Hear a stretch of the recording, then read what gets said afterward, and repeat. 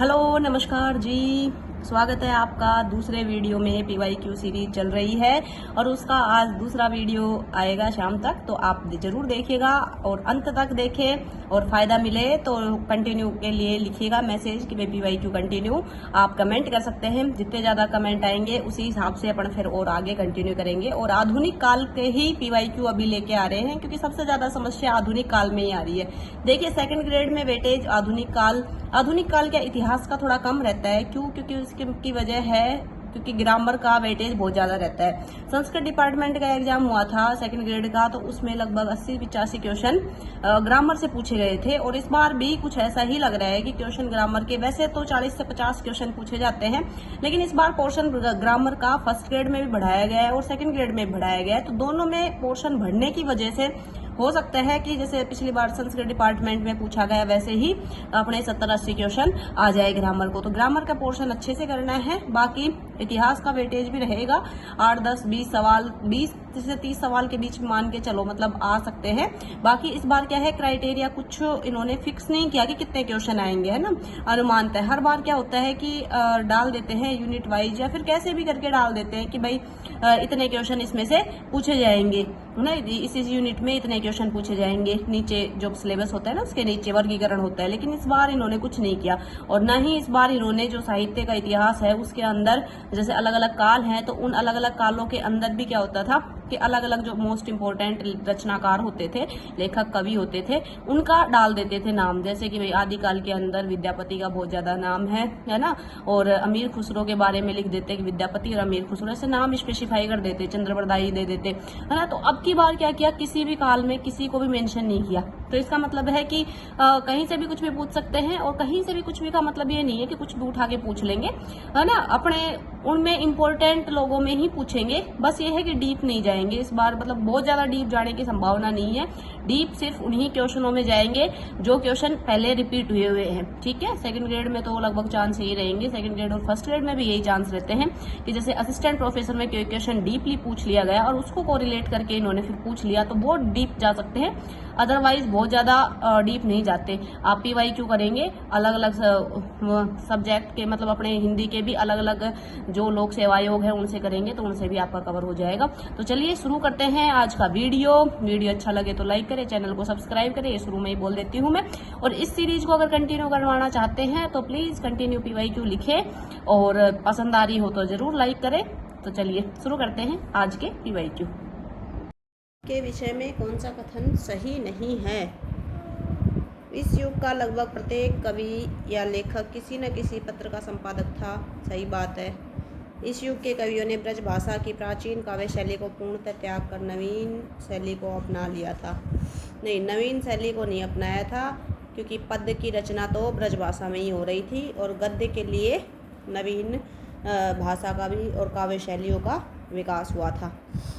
तो ये वाला कथन गलत हो जाएगा, पूर्णतः त्यागा नहीं था। इस युग की कविताओं में अंग्रेजों की साम्राज्यवादी नीति, आर्थिक शोषण, काले और गोरे का भेदभाव आदि का विरोध मिलता है। और बालकृष्ण भट्ट और भारत प्रताप नारायण मिश्र इस युग के उल्लेखनीय निबंधकार हैं। तो ये सारे कथन सही है, आप अच्छे से इसको एक बार पढ़ लेना, ये बहुत इंपॉर्टेंट क्वेश्चन है। नेक्स्ट क्वेश्चन, भारतेंदु हरिश्चंद्र के संबंध में असत्य कथन बताना है। नवयुग के अग्रदूत है, ये काफ़ी रिपीटेड क्वेश्चन है। नवयुग के क्या है, अग्रदूत है, आधुनिकता के जन्मदाता माने जाते हैं। पंडित रघुनाथ, पंडित सुधाकर द्विवेदी, पंडित रामेश्वर दत्त व्यास आदि के प्रस्ताव अनुसार हरिश्चंद्र को 1880 में भारतेंदु की पदवी से विभूषित किया। इम्पोर्टेंट है ये कथन, याद रखना। पंडित रघुनाथ, पंडित सुधाकर द्विवेदी, पंडित रामेश्वर दत्त व्यास, इनका तीनों का प्रस्ताव था। तब हरिश्चंद्र को 1880 में भारतेंदु की पदवी से विभूषित किया गया था। 1880 में भारतेंदु, उन्होंने प्राचीन की पूर्ण उपेक्षा करके नवीन का अनुकरण किया। ऊपर भी आया कि पूर्णतः त्याग दिया शैली को, अब यहाँ भी यही आ गया कि प्राचीन की पूर्ण उपेक्षा करके नवीन का अनुकरण किया। तो ये कथन गलत है। उन्होंने अंग्रेजी की प्रशंसा की, किंतु अपनी आत्मा और व्यक्तित्व का हनन नहीं किया। बिल्कुल सही बात है, अंग्रेजों की प्रशंसा भी की थी उनने, लेकिन आत्मा और व्यक्तित्व का हनन नहीं किया था। ये बात भी सही है। राजभक्ति के, देशभक्ति के साथ साथ उन्होंने राजभक्ति भी करी थी। तो ये द्वंद्व उनके देखने को मिलता है भारतेंदु युग के अंदर। द्विवेदी युग के विषय में कौन सा कथन सही नहीं है बताओ। इस युग का नामकरण आचार्य हजारी प्रसाद द्विवेदी के आधार पर है। क्या ये बात सही है? नहीं, गलत है। इस युग का जो नामकरण है वो आचार्य हजारी प्रसाद द्विवेदी के नाम पे नहीं है, ये महावीर प्रसाद द्विवेदी के नाम पे है, जिन्होंने खड़ी बोली के लिए, उसके परिष्करण के लिए बहुत सारा काम किया था। भाषा को परिष्कृत करने तथा शब्द भंडार के उत्साह में इस युग की में खड़ी बोली की आवश्यकता से अधिक संस्कृत गर्भित हो गई थी। जो भाषा परिष्कृत की थी और शब्द भंडार बढ़ाए थे, इससे खड़ी बोली क्या हो गई? अधिक ज़्यादा संस्कृत गर्भित हो गई। इस युग में प्रधानता इतिवृत्तात्मक काव्य की रही। बिल्कुल सही है। इसमें प्रवृत्ति कैसी थी? इतिवृत्तात्मकता थी। इस युग के कवियों ने रूढ़ियों परंपराओं के स्थान पर प्रकृति मानव जीवन के संबंध की व्यापक दृष्टिकोण को ग्रहण किया। महावीर प्रसाद द्विवेदी ने तो कहा था कि हाथी से लेकर चींटी पर्यंत तक, भिक्षु से लेकर मनुष्य पर्यंत तक, और काफ़ी चीज़ें बताई कि प्रकृति में कोई भी ऐसी चीज़ नहीं है जिसके ऊपर कविता ना हो सके, तो विविध विषयों के ऊपर कविता की जाए, ये कहा था महावीर प्रसाद द्विवेदी ने। कथन के रूप में पूछा जाता है। कौन सा कथन मैथिली शरण गुप्त के कृतित्व में से मेल नहीं खा रहा? तो बताइए। खड़ी बोली के स्वरूप निर्धारण और विकास में इनका योगदान अनंतम है। बिल्कुल सही बात है। सबसे पहले महावीर प्रसाद द्विवेदी हैं, फिर उनके शिष्य आते हैं मैथिली शरण गुप्त। इन्होंने भी खड़ी बोली का जो स्वरूप निर्धारण था और विकास था उसमें बहुत योगदान दिया। उर्मिला, यशोधरा और विष्णुप्रिया इनकी अपूर्व चरित्र सृष्टियाँ हैं। बिल्कुल चरित्र आधारित है उर्मिला, यशोधरा और विष्णुप्रिया। इनकी प्राय सभी रचनाएं राष्ट्रीयता से ओतप्रोत थी। बिल्कुल सही बात है। इनकी सर्वाधिक प्रचारित रचना भारत भारती, ये भारत भारती 1912 में लिखी गई है। 5 खंडों में विभक्त। ये बात गलत है, ये 3 खंडों में विभक्त है। वर्तमान और अतीत, वर्तमान और भविष्य, इन 3 खंड ये हैं इसके, और 3 खंडों में विभक्त है। काफ़ी पूछी जाती है। और इसी भारत भारती से प्रभावित होकर जो महात्मा गांधी जी थे, उन्होंने मैथिली शरण गुप्त को राष्ट्र कवि की उपाधि दी थी। हरिओद की कौन सी कृति उपन्यास है? ये बताइए।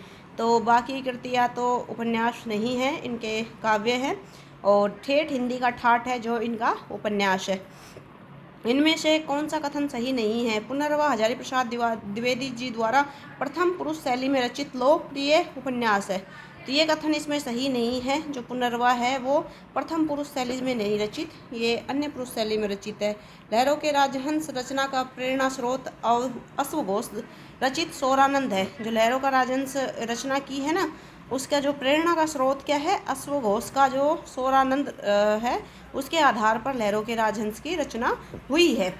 ध्रुव स्वामिनी नाटक में प्रकारांतर से नारी अधिकारों की आवाज़ बुलंद की गई है। बिल्कुल सही बात है। ध्रुव स्वामिनी नाटक आप पढ़ेंगे तो उसमें नारी अधिकारों की आवाज़ को बुलंद किया गया है। तुलसीदास में निराला ने विदेशी संस्कृति पर भारतीय संस्कृति की विजय प्रतिष्ठापित किया है। ये बात भी सही है। ये सारे कथन सही है, पहला वाला कथन छोड़ के। इनमें से किस कवि का संबंध तीसरे सप्तक से है?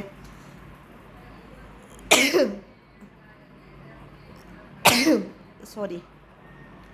इनमें से जो तीसरे सप्तक से संबंधित है वो है सर्वेश्वर दयाल सक्सेना। सर्वेश्वर दयाल जो सक्सेना हैं वो तीसरे सप्तक से हैं। बाकी रघुवीर सहाय हैं वो दूसरे सप्तक से हैं। स्वदेश भारती हैं वो चौथे सप्तक से हैं। और जो गिरजा कुमार माथुर है ये पहले मतलब तार सप्तक जो था ना सबसे फर्स्ट में, उससे संबंधित हैं। निम्न समकालीन महिला रचनाकारों और उनकी रचनाओं से संबंधित कौन सा विकल्प सुमेलित नहीं खाता? ये बताना है आपको, है ना। प्रभा खेतान की है अहल्या। बिल्कुल सही है। ये महिला रचनाकार प्रभा खेतान घोषित नारीवादी लेखिका कहलाती हैं प्रभा खेतान, और इनकी रचना है अहल्या। कात्यायनी की गलत पते की चिट्ठी, ये गलत है। कात्यायनी का नहीं है ये गलत पते की चिट्ठी, ये अनामिका जी की रचना है गलत पते की चिट्ठियाँ। और अनामिका जी की खुरदरी हथेलियाँ भी हैं और अजंता देव की राख का किला भी है, ये सही है। प्रकाशन वर्ष की दृष्टि से दिनकर की इन काव्य कृतियों के किस विकल्प में मतलब बताना है? प्रकाशन वर्ष की दृष्टि से कौन सा विकल्प सही है? तो इनके अंदर सबसे पहले अपन देखें तो रेणुका, फिर सामदनी, फिर रश्मिरथी और फिर उर्वशी। क्योंकि उर्वशी का लगभग 1961 के आसपास है, सामदनी 1947 की है, और रेणुका सबसे फर्स्ट में लिखी गई थी। रेणुका रसवंती हुंकार, है ना। तो इसका सन मुझे याद नहीं आ रहा। तो ये इस प्रकार से हैं, तो इसका थर्ड वाला जो ऑप्शन है वो सही हो जाएगा। प्रकाशन वर्ष की दृष्टि से जो पंत की रचनाएं हैं उनका कालक्रम बताना है। तो पंत की रचनाओं में अगर हम प्रकाशन वर्ष की दृष्टि से देखें तो ग्रंथी सबसे पहले लिखी गई, 1920 के आसपास की रचना है। और फिर युगवाणी और चितंबरा और ऑप्शन के हिसाब से अगर अपन देखें तो कौन सा ऑप्शन बैठ रहा है, तो ये जो सेकंड ऑप्शन है ना, इसमें ग्रंथि स्टार्टिंग में कट गया है ना, तो ग्रंथि, युगवाणी, स्वर्ण किरण और फिर चितंबरा। तो इसमें दूसरा वाला ऑप्शन सही आएगा कि ग्रंथि सबसे पहले है, फिर युगवाणी है, फिर स्वर्ण किरण है, फिर चितंबरा सबसे लास्ट में है। प्रकाशन वर्ष की दृष्टि से प्रसाद की निम्न रचनाओं कालक्रम। अब कालक्रम के भी कई क्वेश्चन आ रहे हैं, आप देखोगे कि प्रकाशन वर्ष की दृष्टि से प्रसाद जी की रचनाओं का कालक्रम बताना है। तो आशु, स्कंदगुप्त, ध्रुव स्वामिनी और फिर कामायनी। कामायनी का सबको पता है 35 में है, ध्रुव स्वामिनी 33 में है लगभग कि 31 में है, थोड़ा कन्फ्यूजन है। स्कंदगुप्त 28 में है और आशु कब है, 25 में, 18 में, झरना है शायद 18 में, मुझे कंफर्म याद नहीं आ रहा। कभी कभी क्या होता है कि बहुत ज़्यादा प्रकाशन वर्ष होते हैं ना, तो भूल जाते हैं या कंफ्यूज हो जाते हैं। मुझे भी देखे हुए काफ़ी दिन हो गए ना, तो कुछ कुछ कालक्रम में भी भूल जाती हूँ। प्रकाशन वर्ष की दृष्टि से आगे की इन रचनाओं का सही क्रम है। इत्यलम, हरिघास क्षणभर, बावरा अहेरी और आंगन के पार द्वार। हरिघास क्षणभर है, इत्यलम पहले की रचना है, स्टार्टिंग की भगनदूत इत्यलम है जो, और फिर हरिघास क्षणभर है वो 49 में है, 1949 में। बावरा हेरी 1954 में, और आंगन के पार द्वार 1959 में है कि आंगन के पार द्वार 1961 में है। प्रकाशन वर्ष की दृष्टि से प्रेमचंद की इन रचनाओं के सही क्रम किस विकल्प में मिलते हैं? तो सबसे पहले सेवा सदन, फिर रंगभूमि और फिर गबन और गोदान। आप देख लीजिएगा, है ना। रंगभूमि 25 का लिखा हुआ है, सेवा सदन 18 के आसपास का है, और गोदान सबको पता ही है 36 में आया था, और गबन 33 में है। आचार्य हजारी प्रसाद द्विवेदी के निबंधों के विषय में कौन सा कथन सही नहीं है, ये बताना है। तो इतिहास पुराण से आदि के गंभीर तथ्य उड़ाते हुए वे प्राय इन्हें समसामयिकता से जोड़ देते, बिल्कुल सही है। ऐतिहासिकता का आधुनिकता के साथ जो मेल किया है वो हजारी प्रसाद द्विवेदी जी ने किया है। पांडित्य को सहजता की ओर ले जाना उनका स्वभाव था, बिल्कुल सही बात है। उन्होंने जो भी कुछ लिखा वो बहुत सहज तरीके से उन्होंने उसको उतारा है, ताकि पढ़ने वाले पाठक को कोई समस्या ना हो। अधिकांश निबंधों में उन्होंने सपाट और सतही विवरण दिए, नहीं सतही विवरण नहीं दिए, उन्होंने काफ़ी गंभीर और ऐसे डीपली विवरण दिए हैं, और अच्छे से, मतलब उनके निबंध ललित निबंध की श्रेणी में आते हैं। काफ़ी अच्छे निबंध उन्होंने लिखे हैं, जिसके काफ़ी आप पढ़ेंगे तो आपको समझ में आएंगे कि कितने उनके डीप अर्थ दिए हुए हैं। उनके निबंधों में सांस्कृतिक विरासत के वर्चस्व के साथ साथ उत्कृष्ट जिजीविषा और नवीन जीवन बोध दिखाई देता है, बिल्कुल सही बात है। सांस्कृतिक जो पुरानी विरासत थी उसके साथ साथ और उत्कृष्ट जो जिजीविषा है, जो जीने की इच्छा है, और नवीन जो जीवन का बोध है वो दिखाई देता है। सर्वेक्षर दयाल सक्सेना किस सप्तक में संकलित कवि हैं? तो सर्वेक्षर दयाल सक्सेना वो तीसरे सप्तक में संकलित कवि हैं। खड़ी बोली हिंदी में लिखा गया प्रथम महाकाव्य प्रिय प्रवास है, 1914 में हरिओत जी का है। संस्कृत वर्णों से संस्कृत वर्ण का बहुत ज़्यादा, वर्णव्रतों का बहुत ज़्यादा प्रयोग हुआ है, और इसे पहला महाकाव्य कहा जाता है हिंदी का। दुष्यंत की है एक कंठ विस्पाई, किस प्रकार की रचना है? दुष्यंत कुमार हैं जो गज़ल के लिए काफ़ी फेमस है, और इनकी एक रचना है एक कंठ विस्पाई, ये गीति नाट्य है। निम्न में से अनुदित नाटक है? तो वैदिक हिंसा न भवती, ये सारे भारतेंदु जी के नाटक है, तो ये मौलिक नाटक है। पाखंड विखंडन अनुदित नाटक है। चंद्रावली और विष औषधम, ये सब क्या है? मौलिक नाटक है। निम्न में से निम्न लेखकों और उनके उपन्यासों के युग्म में सही विकल्प बताना है। तो लाला श्रीनिवास दास का बड़ा भाई है उपन्यास, याद रखना, थोड़ा नया प्रश्न हो सकता है। लाला श्रीनिवास दास का उपन्यास बड़ा भाई। गोपाल राम गहमरी का दीनानाथ। बालकृष्ण भट्ट का 100 अजान एक सुजान, ये इनमें ये पूछा है कि सही विकल्प कौन सा है, तो बालकृष्ण भट्ट का ही सही विकल्प है। 100 अजान और एक सुजान ये सही है।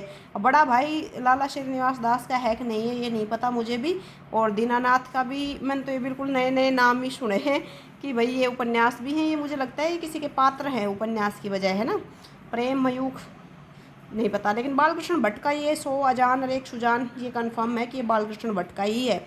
तो आप कई बार क्या होता है कि इस क्वेश्चन नहीं आए, जैसे कुछ उठपटांग आपको ऑप्शन दिखे, तो आप सारे ऑप्शन पढ़ के एक ऑप्शन जो सही लगता है उससे आप अंदाज़ा लगा सकते हैं।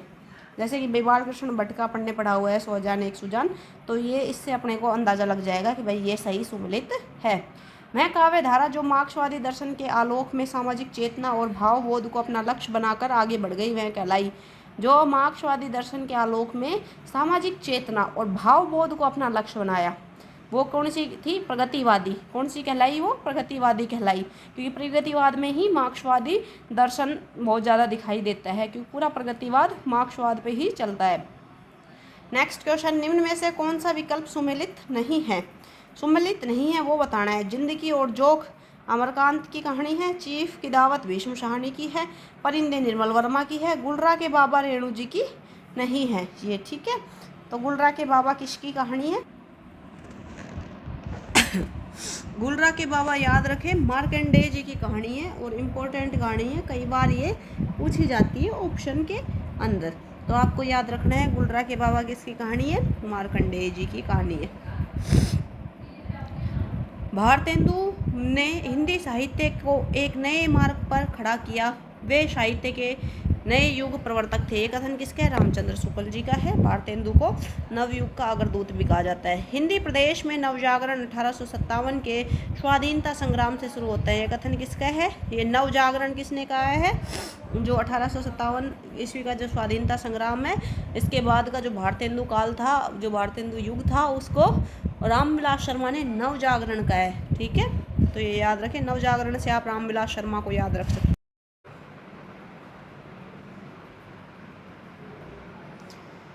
संस्मरणात्मक रेखाचित्रों का संग्रह नहीं है, ये बताना है कि रेखाचित्र का संग्रह नहीं है। श्रृंखला की कड़ियाँ है जो संस्मरणात्मक रेखाचित्रों का संग्रह नहीं है, बाकी क्या है? सब रेखाचित्रों का संग्रह है, संस्मरण रेखाचित्रों का संग्रह है। हिंदी के निम्न गद्य लेखक में सबसे प्रवर्ती गद्य लेखक बाल मुकुंद गुप्त है, क्योंकि ये सब पहले के हैं। सदल मिश्र, लल्लूलाल और इंशाअल्लाह खां।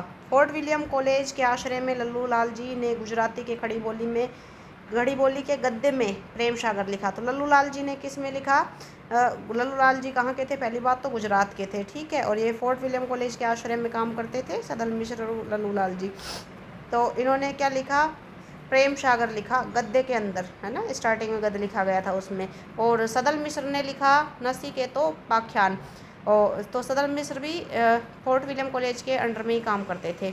तो इन्होंने ये लिखा, अतः खड़ी बोली गद्य को एक साथ आगे बढ़ाने वाले 4 महानुभाव हुए। कौन कौन? मुंशी सदा सुखलाल, सैयद इंशाअल्लाह खान और लल्लूलाल, सदल मिश्र। यह कथन किसका है? ये रामचंद्र शुक्ल का कथन है। फोर्ट विलियम कॉलेज की स्थापना कब हुई? Very important question. तो फोर्ट विलियम कॉलेज की स्थापना 1800 में हुई थी और जो लॉर्ड वेल्लेस्ली थे उन्होंने करवाई थी कलकत्ता में। हिंदी गद्य का परिष्कृत रूप प्रारंभ में इस पत्रिका में प्रकट हुआ। इस उदाहरण में किस पत्रिका की ओर संकेत हुआ है? सबसे पहले परिष्कृत रूप हिंदी गद्य का किस में आया? हरीशचंद्र चंद्रिका के अंदर आया। उपन्यासकार के इन युग्मों में कौन सा विकल्प सही नहीं है? तो परीक्षा गुरु श्रीनिवास दास का सही है। टेढ़े मेढ़े रास्ते भगवती चरण वर्मा का है, सही है। झूठा सच यशपाल का है, सही है। त्यागपत्र जैनेन्द्र का है, ना कि इलाचंद्र जोशी का, इसलिए ये गलत है। निम्न में से कौन सा नाट्य रचना भारतेंदु की नहीं है? भार दुर्दशा, अंधेर नगरी और प्रेम जोगिन तो भारतेंदु की है, लेकिन मयंक मंजरी भारतेंदु की नहीं है। आधुनिक काल की सबसे प्रधान साहित्यिक घटना शुक्ल जी ने किसे माना? गद्य के आविर्भाव को सबसे प्रधान घटना माना है शुक्ल जी ने। मिलजुल मन किसका उपन्यास है? मृदुला गर्ग जी है, जो मृदुला गर्ग का उपन्यास है मिलजुल मन। मैं से याद कर लेना, कई बार भूल भी जाओ तो, कि मृदुला गर्ग और मिलजुल मन। निम्न युग्मों में से कौन सा युग्म सही नहीं है? तो प्रसाद का स्वर्णधुली नहीं है। निराला, तुलसीदास, दिनकर की रश्मिरथी, महादेवी का शानदार गीत। तो स्वर्णधुली किसके है? पंत जी की है। निम्न में से युग्मों में कौन सा युग्म सही नहीं है? प्रसाद का चंद्रगुप्त नाटक, मोहन राकेश का आधे अधूरे, लक्ष्मी नारायण का स्कंदगुप्त नाटक नहीं है। स्कंदगुप्त नाटक जयशंकर प्रसाद का है। और भारतेंदु भारत की दुर्दशा, भारत दुर्दशा के नाम से नाटक लिखा था, ठीक है। व्योमकेश दरवेश किस विधा की रचना है? कल भी ये क्वेश्चन रिपीट हुआ था, कल अपन वीडियो डाली उसमें भी, आज भी हो गया। ये जीवनी है, किसने लिखी? ये विश्वनाथ त्रिपाठी जी ने लिखी है 2010 के अंदर। हजारी प्रसाद द्विवेदी जी की जीवनी है। इनमें कौन सी रचना दलित साहित्य के अंतर्गत आती है? झूठन है, जो पहला दलित साहित्य भी माना जाता है ना, बाकी दलित साहित्य नहीं है। जूठन के बारे में पढ़ लेना आप, है ना। ज़्यादा अगर विस्तार से बताएंगे तो फिर बहुत लंबा वीडियो हो जाता है, 100 क्वेश्चन करने हैं। इनमें से किस कवि का संबंध तार सप्तक से नहीं है? तो अज्ञे मुक्तिबोध रामविलास शर्मा का तो है। रघुवीर साहे दूसरे सप्तक से संबंधित है। किन आलोचक ने छायावाद को स्थूल के प्रति सूक्ष्म का विद्रोह कहा है? नागेंद्र ने कहा है। इंपॉर्टेंट है, सबको ध्यान है इनकी, याद कर लेना। नंद दुलारी वाजपेयी ने छायावाद को क्या कहा है, इंद्रनाथ मदान ने क्या कहा है और देवराज ने क्या कहा है। सब ने अलग अलग परिभाषाएं दी हैं। इनमें से किस आलोचक को तुलनात्मक आलोचना के लिए प्रसिद्धि मिली? पद्म सिंह शर्मा ने सबसे पहले तुलनात्मक आलोचना शुरू करी और उन्हें प्रसिद्धि मिली। आधुनिक काल में सचेतन कहानी के आंदोलन के प्रणेता कौन थे? महीप सिंह थे सचेतन कहानी के। सक्रिय के कौन से थे? जो वत्स थे वो थे, ठीक है। और समांतर कहानी के प्रवर्तक कमलेश्वर जी थे। इन उपन्यासकारों की प्रवृत्तियों में कौन सा विकल्प सही नहीं है, ये बताना है कि कौन सा सही नहीं है। सिरलाल शुक्ल जी कैसे उपन्यास लिखते थे? उनके उपन्यास की प्रवृत्ति व्यंग्यात्मक थी। वृंदावन लाल वर्मा ऐतिहासिक लिखते थे। फणीश्वर नाथ रेणु आंचलिक लिखते थे। जैनेन्द्र यथार्थवादी नहीं थे, जैनेन्द्र थे मनोविश्लेषणवादी उपन्यासकार। साहित्य विधा और रचना की दृष्टि से कौन सा विकल्प सही नहीं है? आत्मकथा, आवारा मसीहा। तो क्या आवारा मसीहा है वो आत्मकथा है? नहीं, आत्मकथा नहीं है। ये क्या है? जीवनी है। किसकी है? शरद चंद्र चट्टोपाध्याय की जीवनी है। रेखा चित्र, अतीत के चलचित्र रेखा चित्र है। कहानी है परिंदे और उपन्यास है कुरु कुरु स्वाहा, मनोहर श्याम जोशी का है और काफ़ी इम्पोर्टेंट कुरु कुरु स्वाहा उपन्यास है। काव्य संग्रह और उनके रचनाकारों की दृष्टि से कौन सा विकल्प सही नहीं है? तो काव्य संग्रह दे रखे हैं। धूमिल का है संसद से सड़क तक, बिल्कुल सही। अज्ञेय का है आंगन के पार द्वार और काठ की घंटियाँ। कुंवर नारायण का नहीं है, ये सर्वेश्वर दयाल सक्सेना जी है, उनका है। और धर्मवीर भारती की कनुप्रिया सही है। इनमें से कौन ललित निबंधकार नहीं है? तो हरजारी प्रसाद द्विवेदी हैं, कुबेरनाथ राय हैं, विद्यानिवास मिश्र हैं। नंद दुलारे वाजपेयी ललित निबंधकार नहीं है। इनमें से कौन सा उपन्यास भारत पाक की विभाजन की त्रासदी पर से संबंधित है? देखो 2-3 उपन्यास है जो भारत पाकिस्तान की विभाजन की त्रासदी से संबंधित है। इसमें है जो दे रखा है वो तो तमस है भीष्म शाहनी का, लेकिन इसके अलावा भी 1-2 और है, जैसे झूठा सच है ना, वो भारत और पाकिस्तान की जो विभाजन हुआ था उसकी वेदना के ऊपर है। आधा गाँव उपन्यास के जो लेखक है राही मासूम रजा हैं, आधा गाँव उपन्यास के लेखक। आधुनिक हिंदी कवियों में फैंटेसी के प्रयोग के लिए कौन विख्यात है? मुक्तिबोध है फैंटेसी के प्रयोग के लिए। इनमें से किस लेखक का संबंध भारतेंदु मंडल से नहीं था? तो मंडल से अलग बात होती है। मंडल में कुछ इंपॉर्टेंट कवि थे, भारतेंदु खुद थे, प्रताप नारायण मिश्र थे, बद्री नारायण चौधरी प्रेमगंत थे, ठाकुर जगमोहन सिंह थे। इनमें से कौन सी रचना भारतेंदु हरिश्चंद्र कृत नहीं है? तो भारत दुर्दशा है, नीलदेवी है, अंधेर नगरी है, प्रेम मोहिनी नहीं है भारतेंदु की। खड़ी बोली हिंदी का प्रथम महाकाव्य कौन सा है? प्रिय प्रवास है सबसे पहला महाकाव्य। ज्ञान राशि के संचित कोश का नाम साहित्य है, ये महावीर प्रसाद द्विवेदी ने ये कहा है कि ज्ञान राशि के संचित कोश का नाम क्या है? साहित्य है। भाषा योग वशिष्ठ रचनाकार राम प्रसाद निरंजनी भाषा योग वशिष्ठ के रचनाकार थे, पहली गद्य रचना मानी जाती है ये। इनमें से कौन सी रचना मैथिली शरण गुप्त की नहीं है? वैदेही वनवास नहीं है, वैदेही वनवास हरिओद उपाध्याय की मानी जाती है। और रंग में भंग भारत भारती और द्वापर ये मैथिली शरण गुप्त की रचनाएं हैं। इनमें से छायावाद की विशेषताओं से संबंधित कौन सा विकल्प सही नहीं है?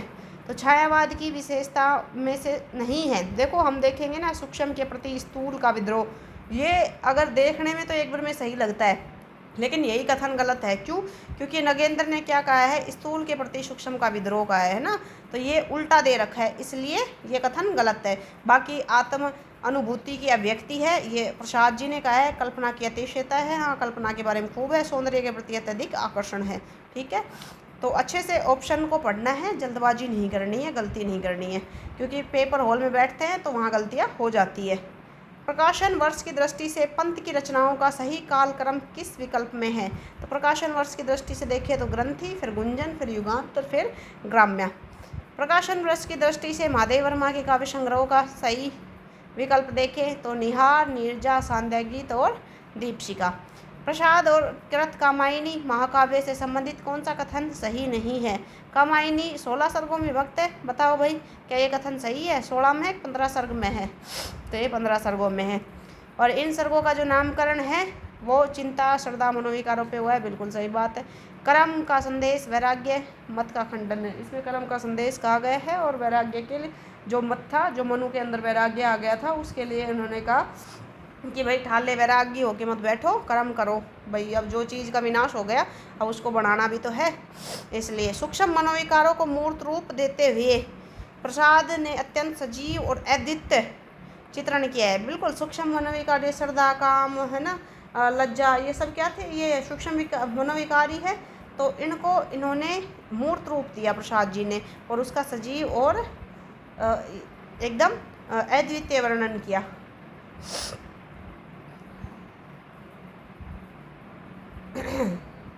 नेक्स्ट क्वेश्चन है, प्रकाशन वर्ष की दृष्टि से दिनकर की काव्य कृतियों का सही क्रम बताना है। तो सबसे पहले आएगी इसके अकॉर्डिंग रश्वंती, फिर कुरुक्षेत्र, और फिर रश्मिरथी, और फिर उर्वशी। इनमें से कुरुक्षेत्र से संबंधित कौन सा कथन सही नहीं है? कुरुक्षेत्र से संबंधित अगर बात करें तो महाभारत से लिया गया है, गांधीवादी विचारधारा से प्रभावित है। नहीं, गांधीवादी विचारधारा से प्रभावित नहीं है। द्वितीय विश्व युद्ध की जो समस्या थी उसके ऊपर लिखी गई ये थी कि भाई जो युद्ध की समस्या है उससे ये परेशान होकर एक तरीके से दिनकर जी ने लिखा कि भाई किस प्रकार से इतनी ज़्यादा विविधता हुई है युद्ध के अंदर, उस आधार पे।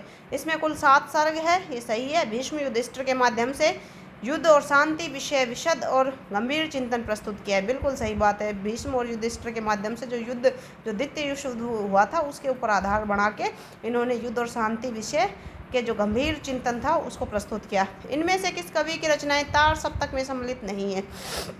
तो धर्मवीर भारती की रचनाएं दूसरे सप्तक में है, तार सप्तक में नहीं है, बाकी सबकी तार सप्तक में है।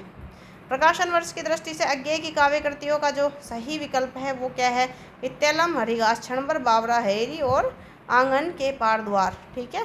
इनमें से किस कवि की रचनाएं चौथे सप्तक में संकलित नहीं है? तो राजकुमार गुम्बद, स्वदेश भारती, नंद किशोराचार्य, ये चारों चौथे सप्तक में हैं, और शमशेर बहादुर जो हैं वो दूसरे सप्तक के कवि हैं। निम्न में से कौन सा उपन्यास प्रेमचंद द्वारा रचित है? बताना है कौन सा है। बूंद और समुद्र अमृतलाल नागर का है, रंगभूमि प्रेमचंद जी का उपन्यास है, और झूठा सच यशपाल का है, और सूरज का 7वां घोड़ा ये शायद सुरेंद्र वर्मा का है, कंफर्म याद नहीं आ रहा मुझे।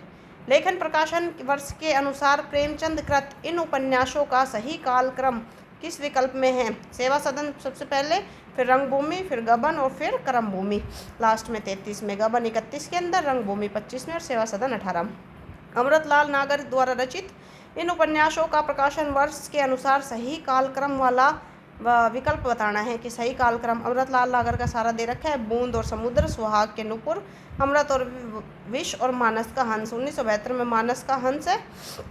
अमृत और विष इसका याद नहीं है। बूंद समुद्र का याद है मुझे, 1956 में है। तो एक बार आप इनके प्रकाशन वर्ष जरूर देख लीजिएगा ना। अमृतलाल नागर के सारे उपन्यास इंपॉर्टेंट है। निम्न उपन्यासों में से कौन सा उपन्यास भगवती चरण वर्मा द्वारा नहीं लिखा गया? चित्रलेखा लिखा गया, भूले विषय लिखा गया, टेढ़े मेढ़े रास्ते लिखा गया, पुनर्वा हजारी प्रसाद द्विवेदी जी का है। निम्न में से कौन सी कहानी मोहन राकेश द्वारा रचित है? मलबे का मालिक मोहन राकेश की है, खोई हुई दिशाएं कमलेश्वर की हैं, और जिंदगी और जोक अमरकांत की है, और जहाँ लक्ष्मी कैद है राजेंद्र यादव की है। गदल कहानी के रचनाकार इनमें से कौन है? तो गदल कहानी के रचनाकार है रांगेय राघव। निम्न में से कौन सी कहानी उदय प्रकाश द्वारा लिखित नहीं है? तिरछी है, पालू अमरा का स्कूटर है, और पीली छतरी वाली लड़की है। पत्थर गली, अब ये आप मुझे कमेंट करके बताना कि पत्थर गली किसकी कहानी है। ठीक है, सभी कमेंट करेंगे। इनमें तार सप्तक से संबंधित कौन सा कथन सही नहीं है? तीसरा सप्तक 1959 में, चौथा सप्तक 1979 में प्रकाशित हुआ है ना, और पहला कब हुआ? 43 में। उसके बाद में सॉरी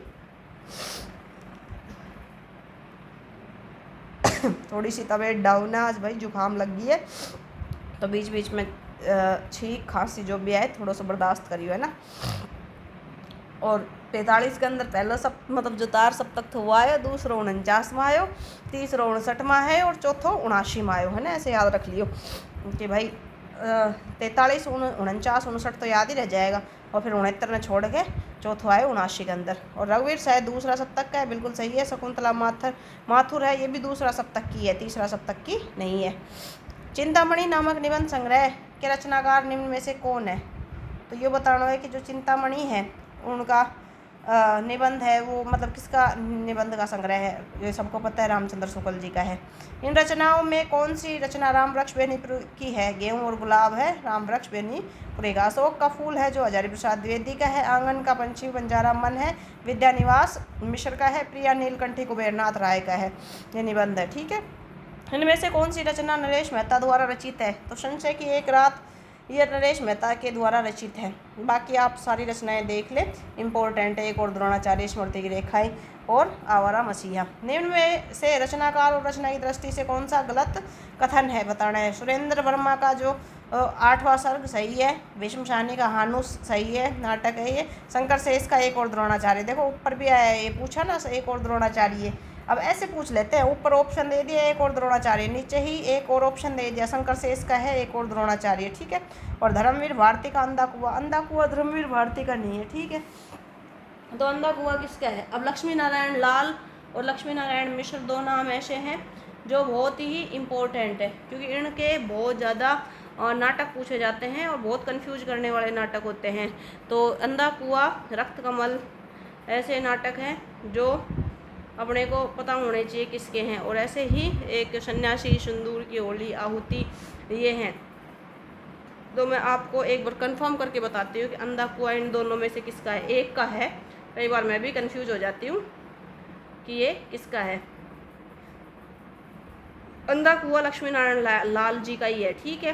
तो ये याद कर लो कि भाई लाल है जो बार बार कुआं बन जाए, है ना, या तो ऐसे याद कर लो, क्योंकि मैं भी कई बार कंफ्यूज हूँ सो यार इनके अंदर कि लक्ष्मी नारायण मिश्र का है या फिर लाल का है, ठीक है।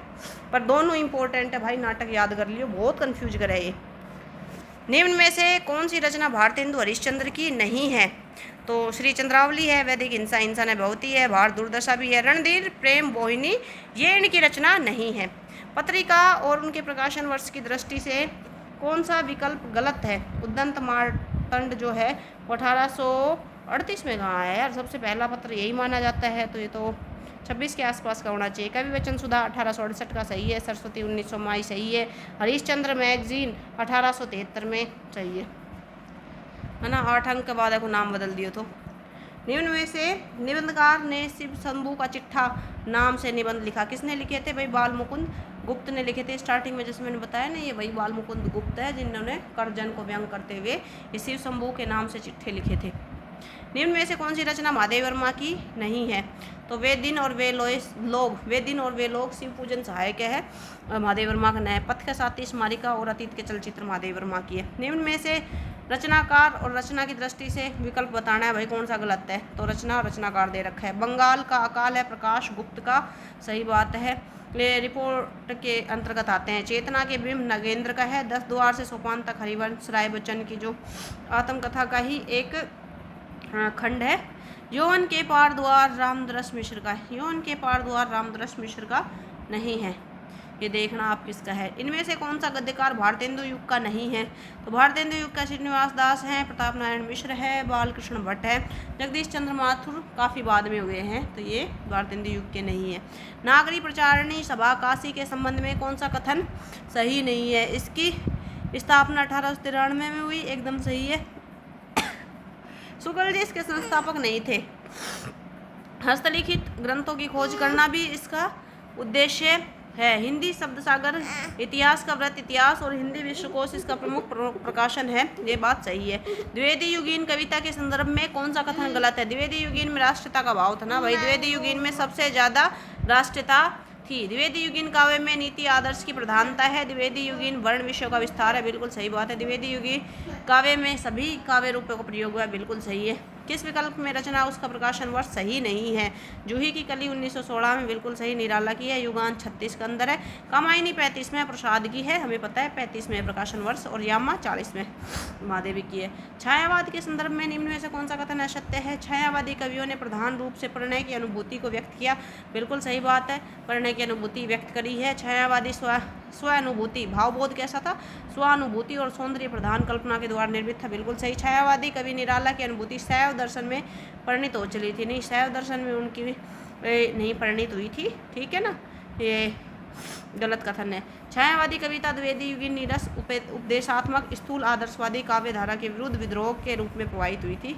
ये बात सही है। छायावाद के संदर्भ में और कथन गलत बताना है। कौन सा कथन गलत है? छायावाद को अपना समर्थ आलोचक नंद दुलारे वाजपेयी के रूप में मिला। बिल्कुल, सबसे बड़े आलोचक छायावादी कौन थे? नंद दुलारे वाजपेयी जी थे। छायावाद के समांतर चलने वाली प्रेम और मस्ती की काव्य धारा थी, जिसके एक प्रमुख कवि थे हरिवंश राय बच्चन। बिल्कुल सही बात है। राष्ट्रीय छायावाद की राष्ट्रीय सांस्कृतिक काव्य धारा के प्रमुख कवि राधा कृष्ण दास नहीं। राधा कृष्ण दास तो भारतेंदु के आसपास, द्विवेदी युग के आसपास के कवि थे, वो छायावाद में नहीं थे। और महादेवी वर्मा ने अज्ञात प्रियतम के प्रति प्रणय निवेदन किया। बिल्कुल सही बात है। अब कथन और स्थापना और तर्क है। प्रगतिवाद की मूल स्थापना सैद्धांतिक रूप से प्रगतिशील थी। बिल्कुल सही ये कथन है कि भाई प्रगतिवाद की जो मूल स्थापना थी वो क्या थी? सैद्धांतिक रूप से प्रगतिशील थी, क्योंकि उनका लक्ष्य भौतिक यथार्थवाद के आधार पर निर्मित मूल्यों को प्रतिष्ठित करना था। दोनों कथन इसके अंदर सही है। इनमें से किसका संबंध तीसरे सप्तक से है? केदारनाथ सिंह का तीसरे सप्तक से है। बाकी शमशेर बहादुर और रघुवीर साहब ये तो दूसरे सप्तक के हैं। राजेंद्र जी चौथे सप्तक का है। प्रयोगवादी काव्य के संदर्भ में निम्न में से कौन सा कथन असत्य है? प्रयोगवाद ने बड़ी बड़ी घटनाओं में बड़े बड़े व्यक्तियों, बड़े बड़े जीवन प्रसंगों को विशाल फलक पर इतिवृत्तात्मक काव्य का निर्माण किया ना। इतिवृत्तात्मकता थी नहीं ना, प्रयोगवाद में खत्म हो गए, तो द्विवेदी काल में ही थी। प्रयोगवादी कवि भावुकता के स्थान पर ठोस बौद्धिकता, हाँ बिल्कुल, भावुक के स्थान पर ठोस बुद्धि का प्रयोग करते थे। प्रयोगवादी कविता में मध्यम वर्गीय व्यक्ति जीवन की समस्त जड़ता, कुंठा, अनास्था, पराजय और मानसिक संघर्ष के सत्य की व्यक्ति है। बिल्कुल सही। प्रयोगवाद नाम उन कविताओं के लिए रूढ़ हो गया जो तार सप्तक के माध्यम से 1943 में प्रकाशन जगत में आई। चौथे सप्तक के एकमात्र कवि जिनका संबंध राजस्थान से रहा, नंद किशोर आचार्य जी। मरुभूमि का वह मेघ किस विख्यात विभूति की जीवनी है? घनश्याम दास बिड़ला की। रांगे राघव की कृत रचना तूफानों के बीच में है। बिल्कुल सही है ना बेटा, 2 मिनट। बाकी धरती मेरा गाँव, धरती लोई का बहना, लोई का ताना है ना कि लोई का बहना है, और मुर्दों का टीला है ना कि मुर्दों की बस्ती है। इनकी रचना है ये थोड़ी तोड़ मरोड़ के दे रखी है, सही नहीं दे रखी। तूफानों के बीच में ही सही लिख रखी है। गुणवंत हेमंत किसकी रचना है? श्रीधर पाठक की रचना है। काशी नागरी प्रचारणी सभा किस वर्ष हुई थी? 1893 में। राजस्थान के कवि नहीं है, शिव मंगल सुमन नहीं है। बाकी मेघराज मुकुल, नंद चतुर्वेदी और ऋतुराज है। 2 मिनट बेटा। भारतेंदु का मूल नाटक है प्रेम जोगिन। भारतेंदु का मूल नाटक है। फोर्ट विलियम कॉलेज में हिंदी उर्दू की पुस्तकें किस वर्ष तैयार की गई? वेरी इंपॉर्टेंट, 2022 में आया हुआ क्वेश्चन, फर्स्ट ग्रेड में, 1803 के अंदर। ऋतुराज का कविता संग्रह है ये है आशा नाम नदी, और नीरज सूरत भी है इनका। शेष कादम्बरी के उपन्यासकार है अलका सरावगी, है ना, याद रख लेना। महादेव वर्मा ने हिंदी लेखकों के साहित्यार्थ कौन सी संस्था की स्थापना की? साहित्यकार संसद। निम्न में से श्याम नारायण पांडे की रचना नहीं है। महाराणा का वैतव नहीं है। हल्दी घाटी जौहर और शिवाजी इनकी रचना है। तो आज के लिए इतना ही, और मिलते हैं कल अगली वीडियो में। अगर वीडियो अच्छी लगी हो तो वीडियो को लाइक करें, चैनल को सब्सक्राइब करें और कमेंट करें। जो भी मैंने 1-2 क्वेश्चन आपसे पूछे हैं उनको कमेंट करें। और अगर PYQ की सीरीज़ ऐसे ही चाहते हैं तो कमेंट के अंदर PYQ सीरीज़ लिखें, तो ही अपन PYQ कंटिन्यू करेंगे। एक वीडियो पूरा मैंने 45 मिनट का शूट कर लिया था, उसमें थोड़े बड़े क्वेश्चन थे, पर पता नहीं उसमें क्या हुआ, 8-10 क्वेश्चन तक तो आवाज़ आई और उसके बाद आवाज़ ही ना आई। तो बहुत ही भाई हेडक वालों काम है और थोड़ी तबीयत भी डाउन है। तो आप PYQ कंटिन्यू सीरीज़ रखा होगा और थोड़ा अच्छो प्यार दिखाओगा, व्यू वगैरह 2-4 बार देखोगा तो फिर वही हिसाब से सोचांगा कि और आगे बनाए कि नहीं बनाए, वीडियो कंटिन्यू करे कि नहीं करे ना। तो आप देख लेना और देख के अच्छे से पढ़ लेना, बढ़िया है। दबा के पढ़ाई करो, मस्त। ओके ठीक है, स्वास्थ्य को ध्यान रखो। Okay bye.